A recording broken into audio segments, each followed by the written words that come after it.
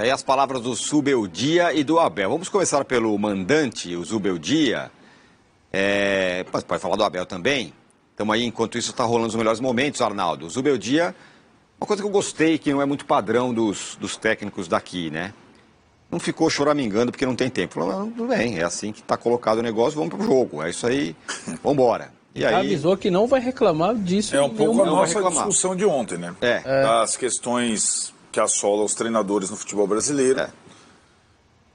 Do momento que você aceita um convite para trabalhar, no caso dele, a temporada em andamento, sabendo que ele ia jogar, ele ia assistir em Goiânia, vindo do Rio, ia jogar em Guayaquil, ia jogar contra o Palmeiras, vai jogar em Belém, vai jogar em Salvador e vai jogar em Calama antes de voltar ao estádio dele.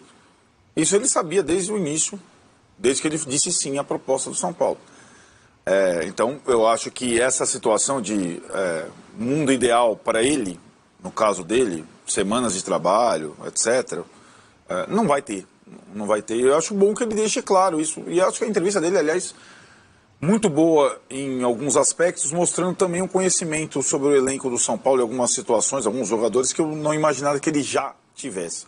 Agora, né, Tironi, para esse jogo, o interessante nesse duelo dos dois técnicos, né, e que aliás foram, como agora o protocolo indica, foram com os capitães ali no início da partida com o Wilton Pereira Sampaio, para o pacto de civilidade, e curiosamente nesse momento o único brasileiro ali era o árbitro, né, Abel e Gustavo Gomes, Zubeldia e Caleri, e são técnicos que têm algumas semelhanças no conceito de ver o jogo. A coisa da competição, a coisa da pressão incessante, a coisa da dedicação ao máximo, né? E foi um pouco a tônica do jogo. No caso do Zubeldia, com uma situação diferente, porque ele imaginava, e foi o que a gente discutia ontem aqui, repetir o time que venceu o Barcelona. E no último treinamento ele perde o Pablo Maia por um bom tempo, aliás, vamos falar disso, mais uma lesão séria de um titular do São Paulo. E o Pablo Maia é um jogador que não tem exatamente um substituto no São Paulo. O Luiz Gustavo, que é volante, mais de 10 anos mais velho, estava voltando ontem ao banco de reservas, e mesmo quando ele estiver na plenitude, se ele chegar da forma física, ele não é o substituto do Pablo Maia, é um jogador de uma outra característica. E aí ele decide, olha, como ele explicou, eu vou voltar à linha de 3 que eu assisti em Goiânia. E deu certo em Goiânia contra o Atlético Goianiense. Por isso foi importante ele ter ido a Goiânia. E o São Paulo jogou com o sistema do Atlético Goianiense, lá do 3-4-3, que aliás, curiosamente, foi o sistema que o Carpini utilizou contra o Abel no Morumbi, no jogo do Paulista. Com outros atacantes, mas era o mesmo sistema.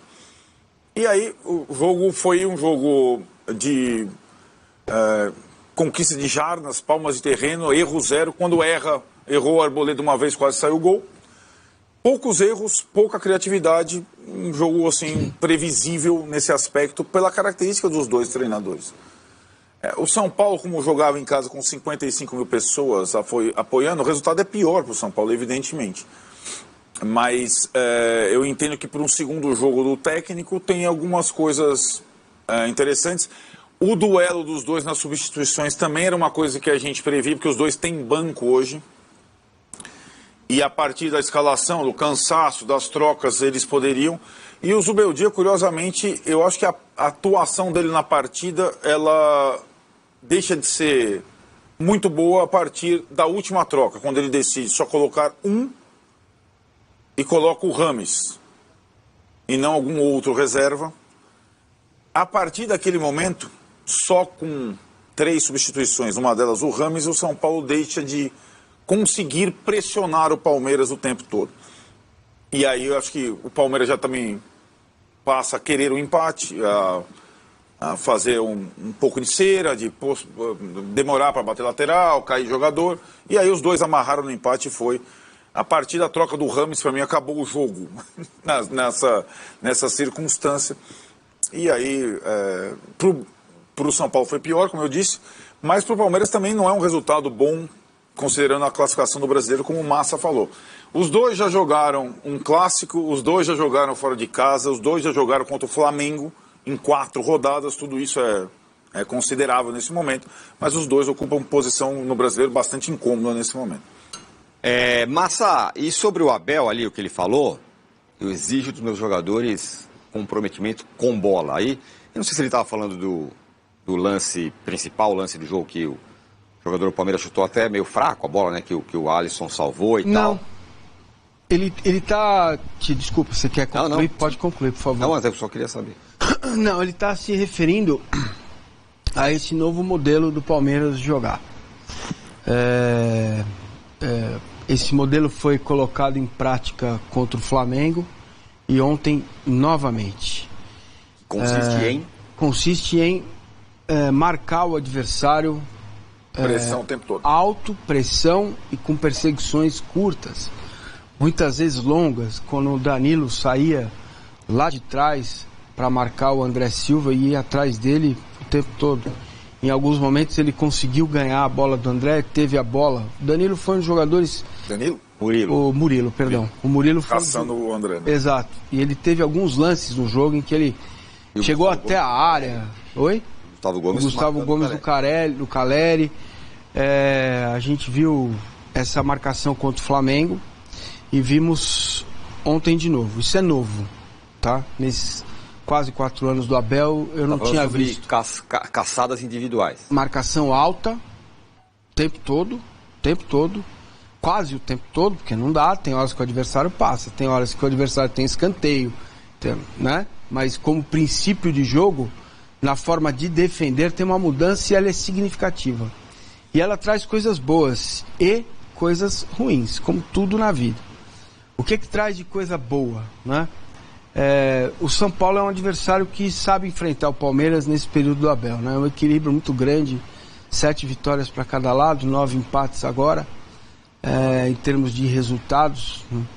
Mas eu, olhando para isso, eu gostei do que eu vi do Palmeiras, nesse sentido de você derrubar um pouco os 50 mil torcedores, derrubar um pouco a pressão, derrubar um pouco o São Paulo com posse de bola no campo de ataque.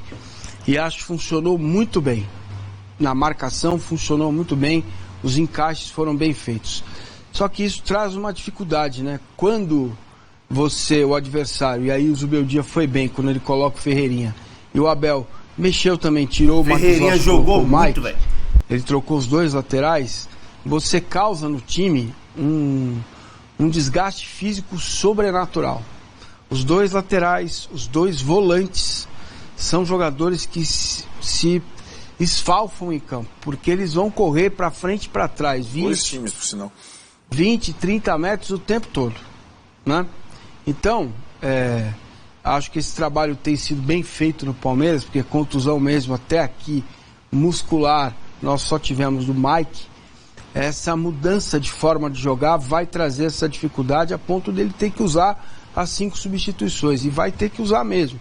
Se continuar nesse modelo, vai ter que usar. E quando o adversário consegue, por mérito ou por uma desatenção, vencer esse espaço, você vai ficar no mano a mano com o adversário, que foi o que aconteceu no lance do Caleri, quando o Ferreirinha escapou lá pelo lado esquerdo. E falta ao Palmeiras um ajuste ofensivo, aquilo que o Abel fala, de você segurar um pouco mais a bola como retoma, buscar um companheiro para fazer a tabela. A gente percebe isso. O Palmeiras dá muito lançamento longo, quando o adversário se propõe a dar como contraveneno a marcação alta. E isso é uma coisa que o time precisa evoluir. Precisa evoluir, sim, na finalização, né, ser mais efetivo, porque, cara, o Palmeiras fez um gol só em 4 rodadas, né? Do Campeonato Brasileiro. Exatamente, só o gol contra o Vitória na ida. Exato. Então, eu não posso ser desonesto intelectualmente de não contar o resto. O Palmeiras fez 3 gols no Del Valle, ganhou fez gol no Liverpool, fez gol no São Lourenço, ok. Mas em Campeonato Brasileiro o recorte é esse. E acho que vai precisar ajustar, né, esse modelo de marcação alta. E tecnicamente ainda alguns jogadores mal, especialmente ontem o Endrick errou todas as decisões que ele tomou, os domínios de bola. Talvez seja um momento, eu sei que a torcida do Palmeiras quer usar, tem que usar, vai embora. Talvez ele esteja desgastado fisicamente, não sei, talvez, porque ele está errando todas as decisões. Ontem ele errou todas as decisões.